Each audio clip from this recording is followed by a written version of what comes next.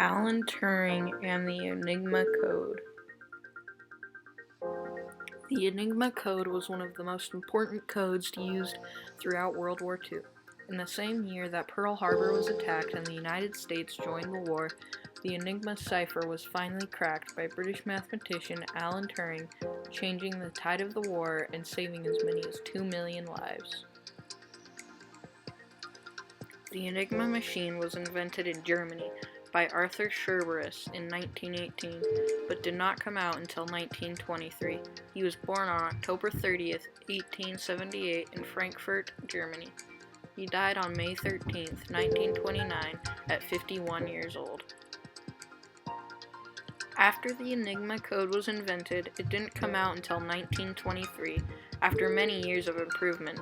It was frequently used for commercial purposes by different businesses and governments, until the German Navy started using it in 1926. After the German Navy had success with it, the rest of the German military followed. The Army started using it in 1928, just 2 years after the Navy. After that, the Air Force started using the Enigma cipher in 1935, just before World War II started.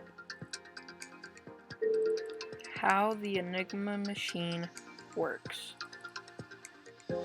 The Enigma machine was a cipher machine that was used during World War II. It is made up of 4 main parts: the rotors, the lamp board, the keyboard, and the plug board.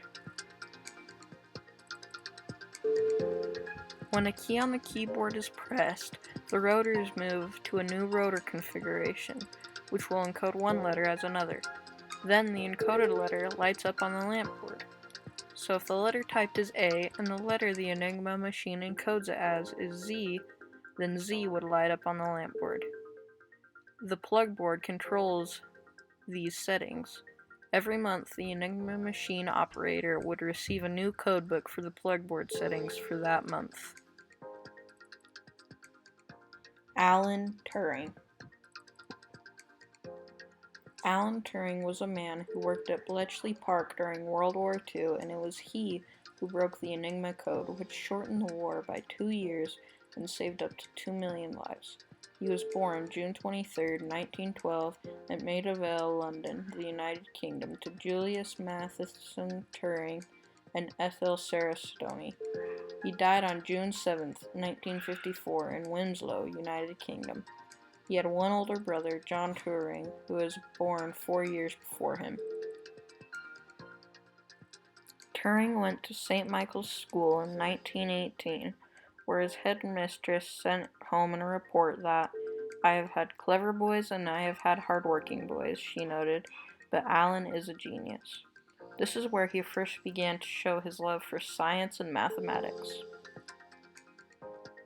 When he had finished at St. Michael's, he went to Hazelhurst Preparatory School in 1922 through 1926. After he was finished there, he went to Sherborne School in Dorset at the age of 13. He stayed there until 1931.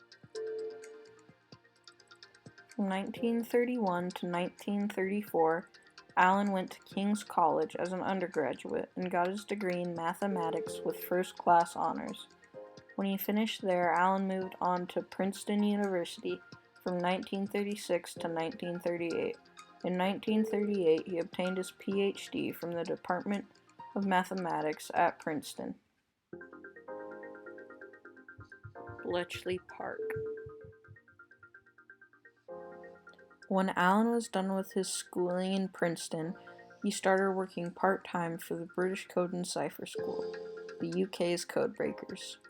In 1939, when World War II started, he took up a full-time job working at Bletchley Park as a codebreaker. Bletchley Park was built by Brown Willis in 1711. When it was purchased by Thomas Harrison in 1793, the original manor was pulled down. It wasn't known as Bletchley Park until after its purchase by Samuel Lipscomb in 1877. Bletchley Park is a Victorian manor house with 53 acres of ground. The British government came to own it in 1938 and made it a station for the Government Code and Cipher School. It was designated as Station X. Before the war started, they had about 200 workers, but by late 1944, it had a staff of almost 9,000 people working in 3 shifts around the clock. The staff designed and built equipment to break German codes. All the operations inside Bletchley Park were in strict secrecy that was not lifted until many years after the war. Frederick William Winterbotham was a British Royal Air Force officer during World War II. His job was to supervise the distribution of ultra-intelligence. After the war, he finally got permission to write his book about his experiences in 1974. It was the first time that information about Bletchley Park was released to the public, and it was then that people started to learn about all the work that went on inside Bletchley Park. With the mass of people working at Bletchley Park, there was not enough room for everyone to work inside the manor house.